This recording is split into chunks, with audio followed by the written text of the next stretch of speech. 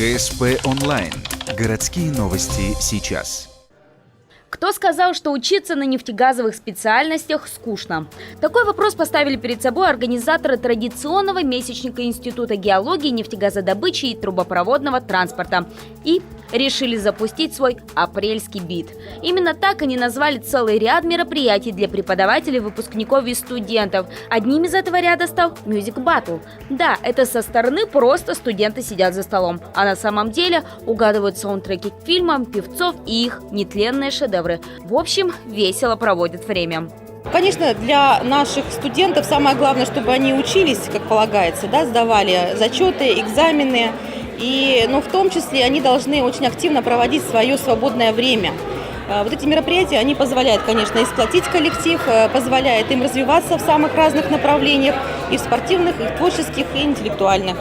Из 6 команд самыми музыкально подкованными оказались студенты 4-го курса из команды «Ноги вниз». Видимо, помог опыт. Вторыми стала группа под названием «Интегра», а бронза у будущих магистров команды «Тутти Фрути». Надеемся, музыкальная закалка поможет им в выступлении на концерте, куда, кстати, они приглашают горожан и особенно выпускников своего института.